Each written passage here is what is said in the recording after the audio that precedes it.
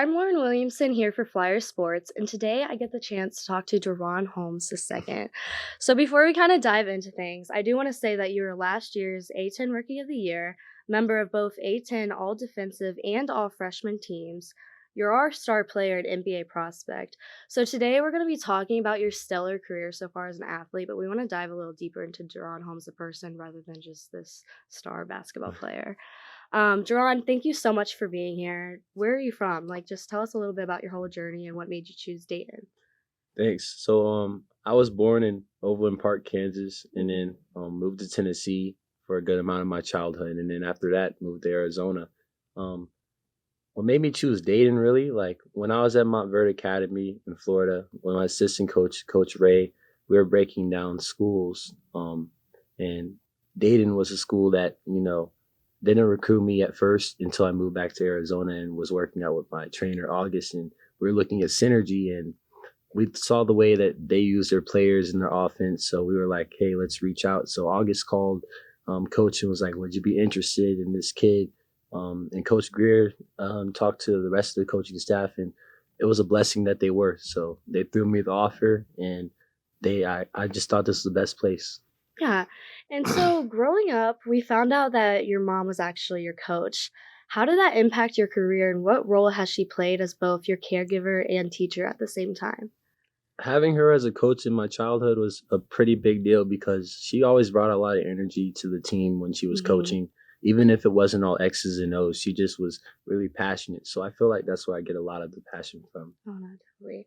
So going back to the first question I asked, talk us through the whole like recruiting process and what like truly made you choose Dayton.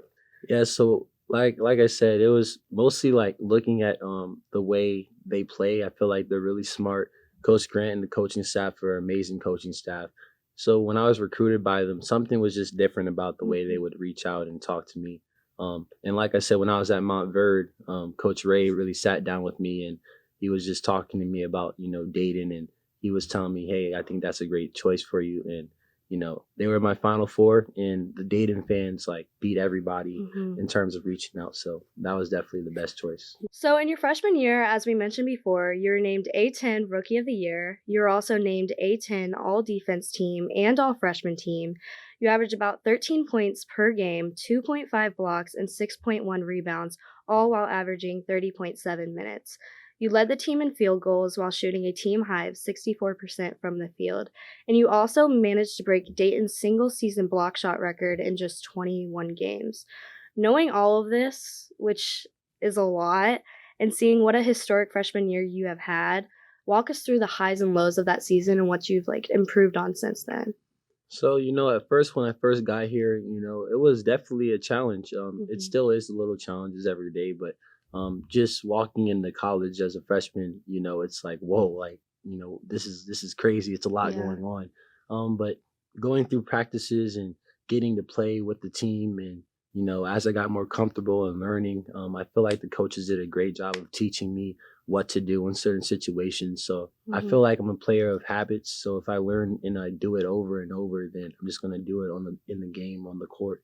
So I feel like that's just all the accolades and all the stuff I've done is just for me working with the coaches here and being with my brothers, the teammates, and all that. Hmm. So I feel like it's all helped.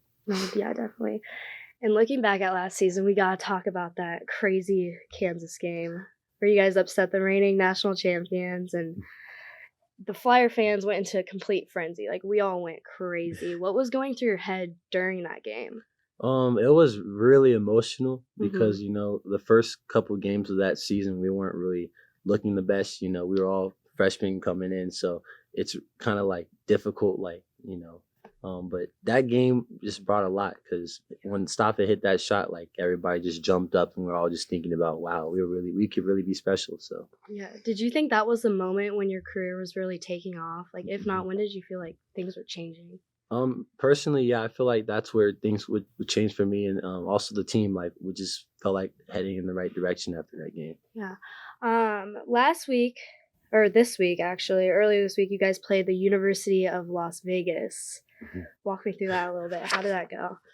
It didn't go the best, so we lost that game unfortunately, but It was unfortunate, but we looked back at it. We're missing Mally.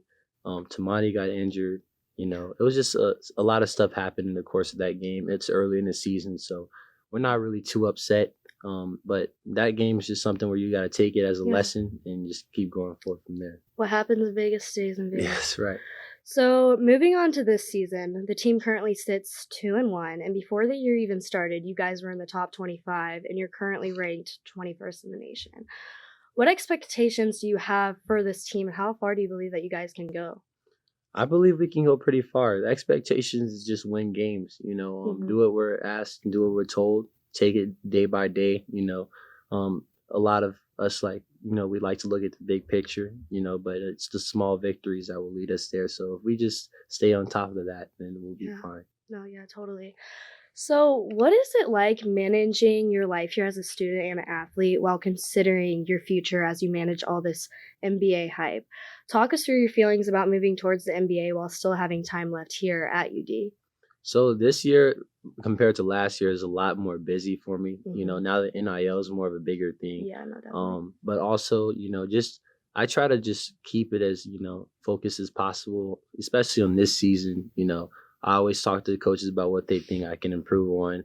I try to get in the gym as much as I can, take care of my body. So all that stuff's important. Eating, making sure I make my weight, and if I Mhm. do that stuff, then the rest should take care of itself. And hopefully in the future I can make it if I continue to keep up good work. Yeah, and then where do you see yourself at the end of this current season? Like, you set a lot of lofty expectations with your breakout of freshman year and everything. Where do you personally see yourself at the end of the season? That's a good question. Time will tell for Will sure. tell. But Sure. hopefully, I'm in a very, very good spot. Mhm. But I just want to continue to win, and just, take care of the team and do what we can. Yeah. So I think we've covered enough about basketball. Let's talk more about you as a person. Where is your favorite spot to eat on campus? Oh, on campus for Uh-huh. sure. I would say ABP has it. Yeah, yeah. What's your go-to order? Go to order, I get the Southern barbecue chicken melt and I Ooh. get the mocha, frozen mocha. Mm, nice. What has been your best experience you've had here in your time in Dayton, both as a player and a student? Like, what are your fondest memories so far? As a player, it was definitely our home game against Davidson. Mhm. That game was just special. Everybody was happy. It was on the weekend, so that was just a big deal. Everybody just joy, and just got joy out of it. Off the court, I would definitely say St. Patty's has to win that. I wasn't a fan of waking up at 4 o'clock in the morning, but we had people playing music, so I had to wake up unfortunately. But I had a fun time that day, so that was fun just getting to see people in the Yeah. green. How, like you said, you're from Kansas, but you kind of grew up in Mhm. Arizona. How do you deal with being so far away from home? Like, do you ever get homesick? Not anymore because I went to boarding school in Florida at Montverde. So when I was there for like half a year, I got used to it, being away from home. Mhm. And I was, at some point you have to understand, we're just getting older and growing up. So once I understood that, it wasn't that difficult for me, but I Yeah. always miss my family. Yeah, no. So, what was it like experiencing all this love from so many students as an 18-year-old? Was it fun? Did it get exhausting? What are your overall, like, honest feelings about it? It was definitely fun. The good thing I love about the most of the students here and most of the fans is when we were struggling at the beginning of the year, there were some people that weren't really on our side, but uh a lot of the students actually were like, pretty cool about Mhm. it and they're like, it might take some time and for those students out there that were always with us even when we weren't looking the best, like I really appreciate that. It just shows how Yeah. much they truly care about the basketball team, so. Yeah, and I gotta ask, like, what are the weirdest or, like, funniest interactions that you've had with students or even your professors? Oh, that's a good one. Some of the funniest interactions I've had, I'll have to think about that. For professors, it was definitely one time in class where my professor, it was Halloween last year. She dressed up, forgot it was political, so she dressed up as I forgot who it was, but some of the students were not liking it and some were. So it was just funny to see everybody argue in You class. gotta remember who it I was. forgot. I forgot. Oh, it was a good one. Okay.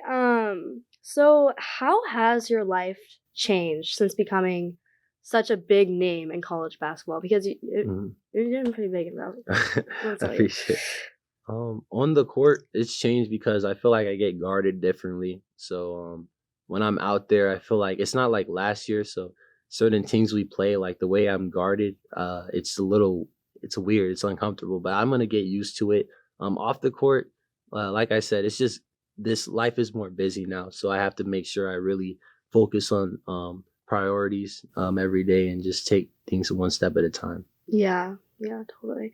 So kind of finishing up, how do you want your legacy to be remembered here at the University of Dayton? Honestly, I want my legacy to be remembered here as like I want them to remember me as somebody who fought as hard as they could, and tried to go as far as he could, like in the Dayton jersey, you know. Mhm. All right. Well, DaRon, unfortunately, that's all I have for you today. But So I can't wait to see what you accomplish this season and just like your whole life. I can't. You're gonna do amazing. I already know it. And hopefully that we can chat again soon. for sure. Well, that's all we have for this interview here on Flyer Sports. Thanks for tuning in, and I'll see you here next time.